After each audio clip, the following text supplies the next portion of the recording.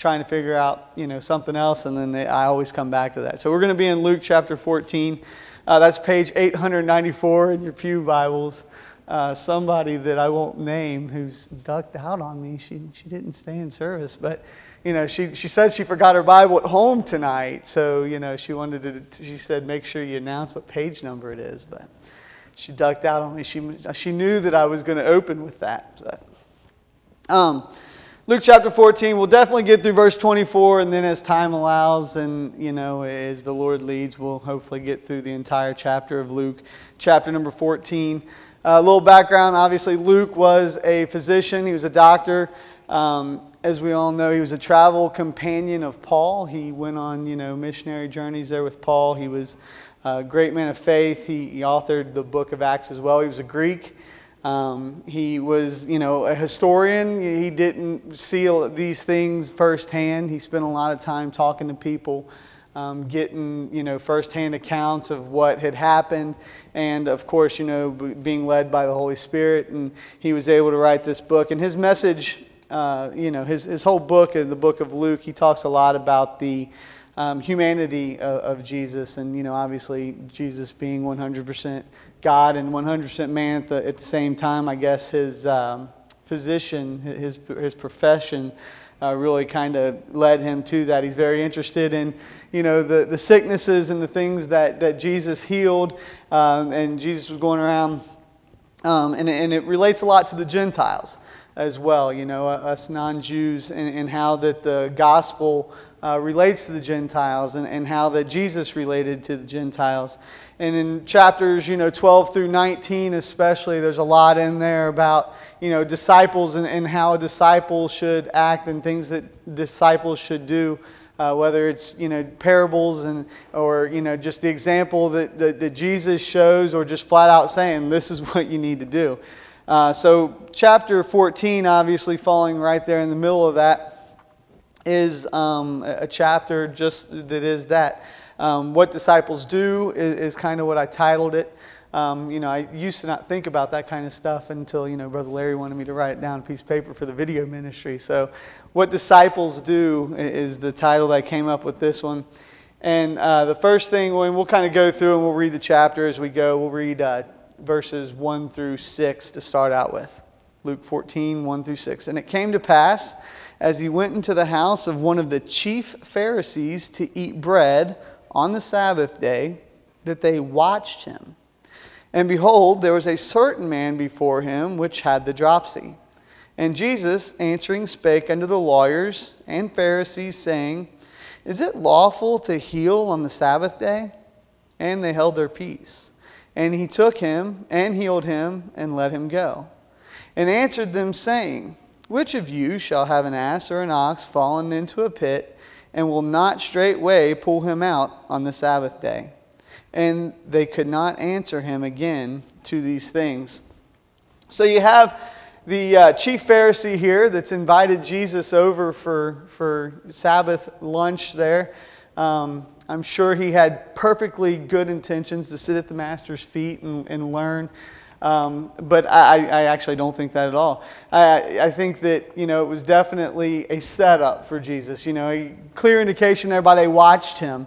It was one of those things, and the whole gospel, all the gospels have, many stories where Jesus and the Pharisees had words and kind of went back and forth, and the Pharisees, were always trying to trip him up and trying to trick him into something that, he didn't want to, well, they obviously didn't believe he was perfect, but they wanted to trip him up, wanted to catch him in something, wanted to be able to accuse him of something. And so I think that's exactly what their goal was here, which is why they were watching him. They were up to no good. But as he comes into the house, there's a man of the dropsy. Now, the dropsy is a disease of swelling because of excess water. So, it could be, his arms or, legs or, probably pretty disfigured looking. Today, like an elephantitis kind of thing, like, swollen. Sometimes there's abrasions and, skin not always looking good. And just overall, kind of a gross kind of situation. You're not really, this isn't something that, this isn't a blind man that just can't see. This is kind of, a little bit more than that. And, a lot of people, a lot of historians, theologians think that this was a setup from the beginning, that this man of the dropsy was placed there, was kind of a plant by the Pharisees to see how Jesus would react, to see what Jesus would do.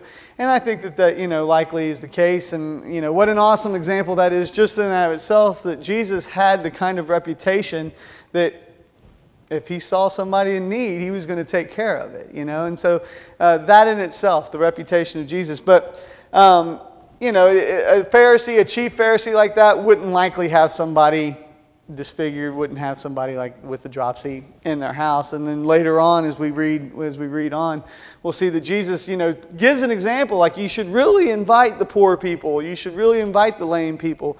So kind of the indication here is that this man was a plant, that he wasn't obviously there to eat with them. And then Jesus has that same conversation like we talked about as he had many times with the Pharisees and with the scribes and the lawyers. And he asks them, is it lawful for this man to be healed on the Sabbath day? They were in a no-win situation there. They can't say, yeah, sure, heal him. It's a Sabbath. They had spent a lot of time, they had spent a lot of energy, a lot of years making sure that you weren't allowed to do anything on the Sabbath day. It was very particular. That group of Pharisees and religious leaders had made sure that they had set it up that way. And they couldn't say, well, no, you shouldn't heal him, because then, they kind of look like jerks. Jesus is saying, I have the power to heal him. Is it lawful for me to heal him? They can't say, no, don't do that. Then they kind of look like the people that don't care. So they were careful. They didn't say anything. They held their peace. They knew that they weren't going to win any kind of conversation there. But Jesus healed him anyway, of course, as we know, and sent him away. And this is the first thing here that Jesus has for his disciples, the first example that Jesus shows us here in this passage, that it's our job to care for people. Jesus cared for people there. He didn't care that, it wasn't legal, in their man-made added to part that they couldn't do anything on the Sabbath. He wasn't worried about that. He was obviously there to fulfill the law. That's why he came, and he was there to help people, to seek and to save that was lost, to spread the gospel, to get people, to bring people to Christ. He wasn't worried about how he was going to be perceived by them. He already knew how he was perceived by them. And, and that's a big thing, when we read these passages sometimes. I wish I could see a man's heart like Jesus did, because he was able to get right in there real quick without question. He knew what they were thinking, and it's funny, in this passage it says, and he answered them in verse number 5 after they hadn't said anything. He knew what they were thinking. He knew where their heart was at, and he knew that they weren't in a good place. But Jesus cared about people. And he expects us to care about about people as well. Sinners, people with a dropsy, people that might not look like a Christian, people that might not, come in with, all cleaned and polished. We are to care for people, just like Jesus did. And then Jesus asks them a question, which one of you would have an animal that would fall and you wouldn't get him out of the pit? You just let him there to die? Once again, they didn't have an answer. They didn't have an answer in words, at least. And then notice by contrast there how the chief Pharisee had no reaction to the fact that Jesus had just healed a man of the dropsy. Like we've said before, a lot of miracles. Jesus did a lot of healing. And this was probably a pretty dramatic healing. I mean, if the guy, let's say, had a left leg that was 3 times the size of his right leg, dragging it in. We don't know exactly what all was affected, obviously, but just imagine, it was something dramatic, and the guy left fine, and the Pharisee there, the chief Pharisee, the religious leader, the guy that was supposed to be caring for, no reaction whatsoever. Doesn't say that he was at least happy for the guy. No matter what. But we see that Jesus did care. And like I said, there was no reaction as far as their speech. They didn't give any kind of speech, any kind of retort to what Jesus had done there. But they did evidently give some indication to what they were thinking and what was going on by their actions. And we'll go ahead and read verses 7 through 11. And he put forth a parable to those which were hidden, when he marked how they chose out the chief room, saying unto them, When thou art hidden of any man, or bidden of any man to a wedding, sit not down in the highest room, lest a more honorable man than thou be bidden of him. And he that bade thee, and him come and say to thee, Give this man place, and thou begin with shame to take the lowest room. And when thou art bidden, go and sit down in the lowest room, that when he that bade thee cometh, he may say unto thee, Friend, go up higher. Then shalt thou have worship in the presence of them that sit at meat with thee.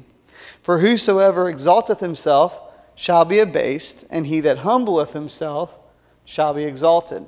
So he didn't have any words to say to Jesus, but evidently they had some actions. And their actions was, it's time to sit down and I'm going to get the best seat in the house. It says there in verse, where were we at there? Verse 7.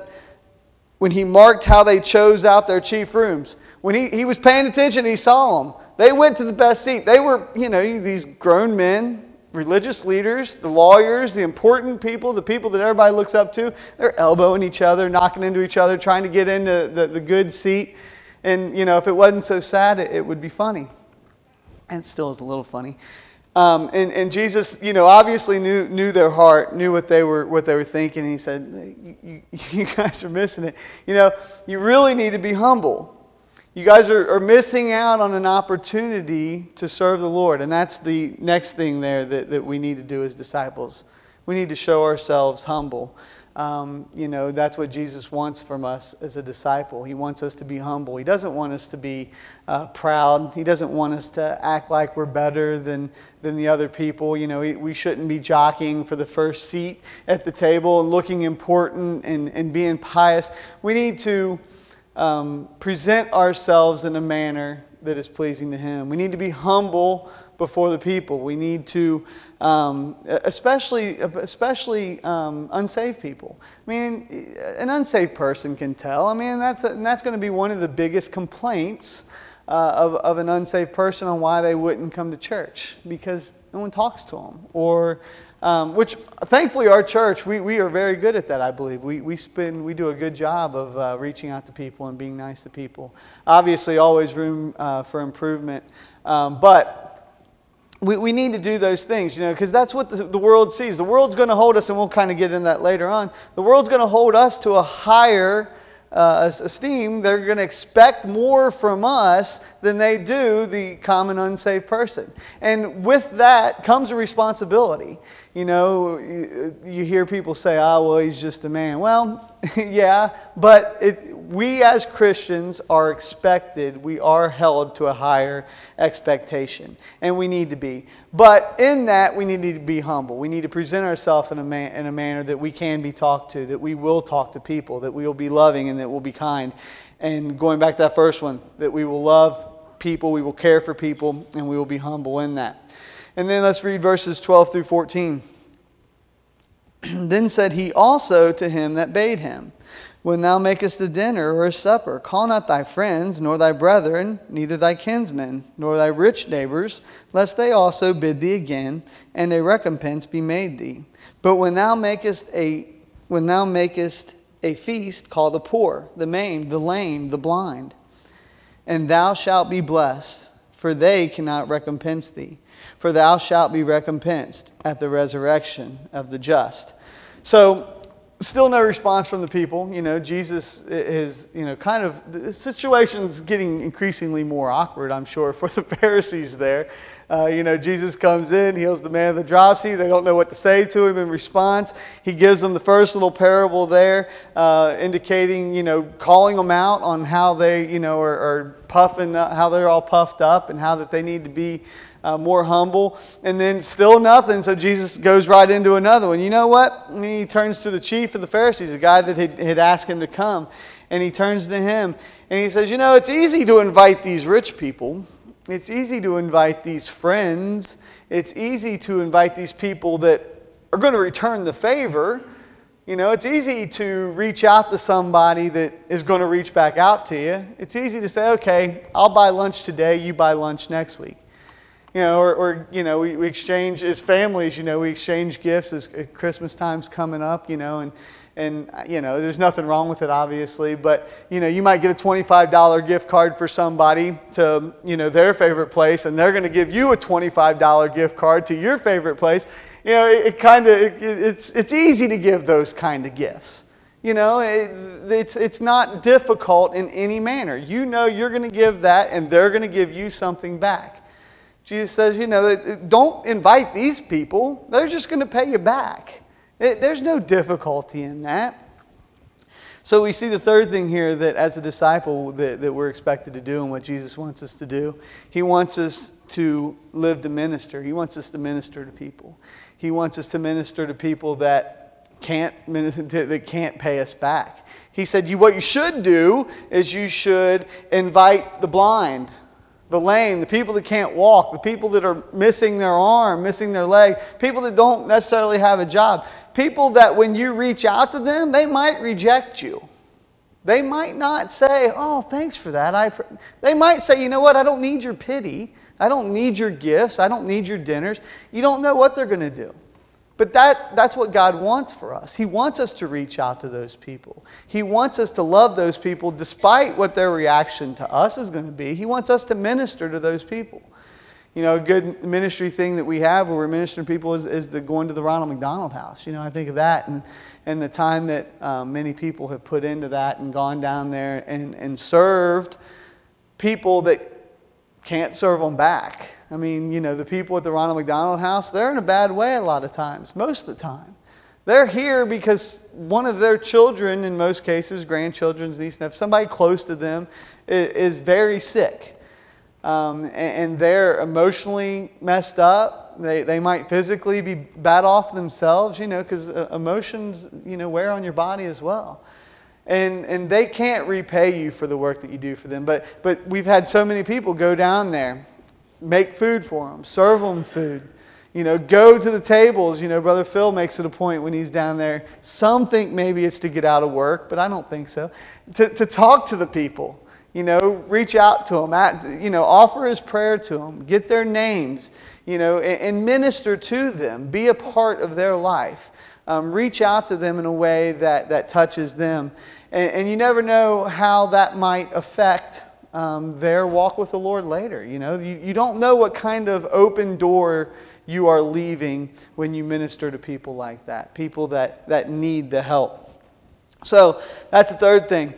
We need to live to minister. Another thing that we have in our church, a lot of times that is difficult, that we shouldn't do, is we kind of view church more as a country club kind of thing.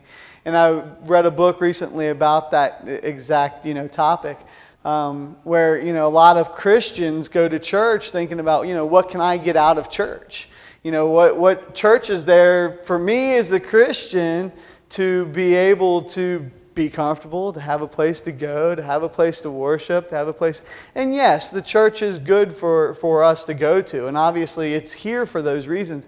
But the church is here for you to serve other people. So the question shouldn't be, what can the church do for me? The old presidential quote. It's not what your country can do for you. It's what you can do for your country. Same thing with the church. It's not what the church can do for you. It's what can you do for the church. What can you do to come and to serve and to minister to the people that are here and the people that aren't here, and bringing those people in. And then the next, we'll go ahead and we will read verses 15 through 24. When I did this, ahead of time, I wasn't moving. I was moving a lot slower than I am now that I'm here. 15 through 24. And when one of them that sat at meat with him heard these things, he said unto him, Blessed is he that shall eat bread in the kingdom of God. Then said he unto him, A certain man made a great supper and bade many, and sent his servant at supper time to say to them that were bidden, Come, for all things are now ready. And they all with one consent began to make excuse. The first said unto him, I have bought a piece of ground, and I must needs go and see it. I pray thee have me excused. And another said, I have bought 5 yoke of oxen, and I go to prove them. I pray thee have me excused. And another said, I have married a wife, and therefore I cannot come. So that servant came and showed his lord these things. Then the master of the house, being angry, said to his servant, Go out quickly into the streets and lanes of the city, and bring in hither the poor, and the maimed, and the halt, and the blind. And the servant said, Lord, it is done as thou hast commanded, and yet there is room. And the Lord said unto the servant, Go out into the highways and the hedges, and compel them to come in, that my house may be filled. For I say unto you that none of those men which were bidden shall taste of my supper. So the fourth thing here is that God wants us as disciples, Jesus' example is here, is that we should serve without excuse. These men, they had excuses, these people. So the invitation had gone out once. And nobody, apparently nobody said no to the initial invitation. And now here comes the second one, and this is hey, everything's ready to go now. It's aggravating anytime you plan a party and you do that RSVP thing and half the people don't do it. And so you assume that there's, maybe 25 people come and only 10 show up, but you've prepared for 25. That can be aggravating. Well, this is what happened here. He planned a meal for all these people. He planned a great feast for all of these people to come that he had invited that didn't say no. So now it's time to come. And all they got's excuses. Seemingly maybe okay excuses in some respects, but in other ways, horrible excuses. You bought a piece of land that you haven't seen yet? Really? And it's not going to be there tomorrow? Or the day after? The weeds that are growing on it now are going to be growing there tomorrow, I promise. Or, the next guy, I bought some oxen. I got to go test them out. I got to see. So once again, you bought some oxen that you'd never seen before. Has anybody ever bought a used car just without any knowledge of it whatsoever and never seen it? No, not really good excuses, but, they're going about their life. Well, I got some work stuff. I got some, school stuff. I got some, kids stuff to do. And they're just making excuse after excuse after excuse. And it's sad, and we go through the same things. We experience the same things in our life. The last guy, I got married. It's my wife's fault. That just seems to be the man's everyday kind of excuse. It's the little lady's fault. It's my wife's fault. She's the one. I can't do it. Well, you can't do it, or you won't do it. Because there is a big difference there. But she might have wanted to come too. It was a feast, You could have brought your wife with you. Excuse after excuse. And whether it's you're talking to somebody about their salvation, about their spiritual life, we can come up with excuses like the best of them. When I get a little older, I'm still too young to really make that kind of a commitment. Or when I get out of high school and all my, fun's over, when I get out of college, or when I get married, or when the kids, and we have excuses after excuses. And we have the same excuses once we are Christians and we are saved and we're in the church and we're asked to serve and we're expected to do things. One that, I'm just going to go ahead and hurt myself here, but the Grow ministry. We have a lot of opportunity in that Grow ministry. Aaron Stevens has put a lot of work into it. Brother Keller, the same way. And I was, chief of the ones that, I got, Brady's got soccer practice, And it's sad, but it's where we are as a people. We live such busy lives. We have so much going on in our lives that we don't take time to do what we need to be doing as disciples, what God has told us to do, what God has commanded us to do, what God expects for us to do. We just come up with these excuses. Now, obviously, this is, more, seems to be more of the Jews versus the Gentiles, Jesus giving an indication there that, you guys, and this is in response to the Pharisees. Finally, the guy, somebody at the table has the nerve to speak up and say something. But, what he says, obviously, judging from how Jesus responds and gives into this parable, the guy didn't get it. I don't know if he was kind of being haughty in himself there, and then he was saying, I can't wait till I'm in heaven eating bread in the kingdom of God. Or if maybe he was just trying to break the silence, trying to break the awkwardness of the people on his side of the table, because Jesus had just mentioned the resurrection of the just. But finally the guy speaks up, and Jesus is like, Yeah, about that, I came to you. You guys had the opportunity, and you said no. So now we're opening it up to all the Gentiles, to all the people. And you see here that as Jesus, it gives this example that the master tells his servants to go out and to tell people to come in. We have that same commandment from the Lord to go, to tell others. And this has been one that has really been tough for me, that's burdening me, a lot, is the whole soul winning thing, and the lack of soul winning that, me personally and us as a people, we get so caught up in our day-to-day lives. And, and it's hard. I know it's hard. I go, to church on Sunday morning and Sunday night, and I go to church on Wednesday night, and I go to work with, Fred and Jeremy and Chris and all these people that are serving in the same church as me. I don't have a ton of opportunity just in my everyday life to witness and to share. But that's once again an excuse. And that's not what the Lord wants. We have to be intentional about these things. We have to pray for opportunities. We have to look for opportunities. And we have to seek those opportunities out. We have to go. The Lord, the Master tells him, the second time he sends him out, he brings in a bunch of first time. The second time he says, compel them to come. Make it necessary that they need to come. This isn't just a, hey, you want to come to church tomorrow? No? Okay. This is, you got to compel them.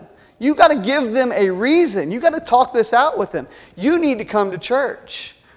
We're having a great time there. We're seeing, this happen. We're seeing that happen. We're having a child dedication service. We're having a great, duet coming in for our fifth. You have to compel them. You have to give them the reasons. You have to have those conversations with people and bring them in. Compel them. This isn't just, I put on Facebook that I love God. I mean, that's good, and it's good to take a stand, and it's good for people to see that. But we are commanded to go, to compel them to bring that in. And that has been a burden that I've been dealing with. And also, a prayer is kind of off the track, but we kind of, in Sunday school on Sunday, we talked about that. And we were talking about fasting and praying. And, Moses, after he had been up on the mountain for 40 days, getting the Ten Commandments and getting the tabernacle and the layout for the tabernacle and everything from the Lord, he comes down. Aaron and the Israelites are worshiping, the calf and all that. And Moses spent the next 40 days not eating or drinking, fasting and praying for Aaron and the Israelites. I have a tough time going without dinner. I haven't eaten dinner yet. I'm already getting hungry. And so it's been something that I've been dealing with as well. I thought I was going to be able to get through the entire chapter. I was talking to Bob about this, before service. If I had it's hard to plan for this amount of time. Like in Sunday school, if I don't get done, I just pick it up next week. No big deal. But we have these things, and you can read on through the chapter there. Christians and disciples, they're to bear their cross, to die daily to the Lord, to die daily, to do what the Lord wants us to do and not live in our own flesh. Disciples put Christ first. They count the cost. They serve anyway. And that's the portion that really deals with how we're expected to be as disciples of Christ. As Christians, we are expected. The people are going to look at us different. People in the world are going to see the places we go, see the things we do, and they expect more out of us.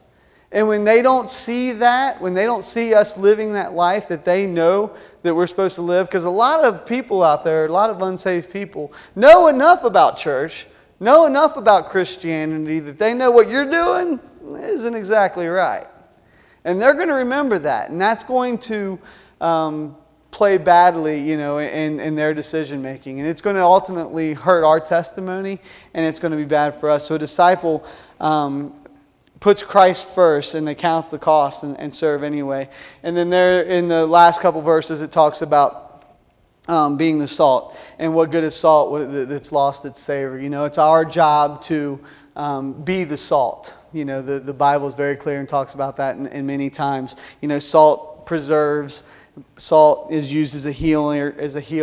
It adds flavor. It creates thirst. And those are all things that we need to be doing. We need to create thirst in the unsaved that are around us. We need to compel them to come to the Master. We need to bring them to Jesus. We need to witness to them in a way that I know I've struggled with, and I think there are many that have. And I think that that's definitely something that we need to spend more time on and that we need to do better. So I'll go ahead and close with that. So thank you. Let's pray. Dear Heavenly Father, Lord, I thank you for this time that you've given to us to come to your house, to read through your word, see the expectations, some of the expectations that you have for us as Christians, as disciples, Lord. I just pray that you would help each and every one of us as we go out, that we would compel the people to come to you, that we would be a guiding light in this world, that we would show you in all that we say and all that we do, Lord, that we would be effective soul winners, that to bring others to you, Lord. Just thank you for this time, and pray that you be with us all as we go home. Keep us safe. Be with all the prayer requests that we've mentioned during this time.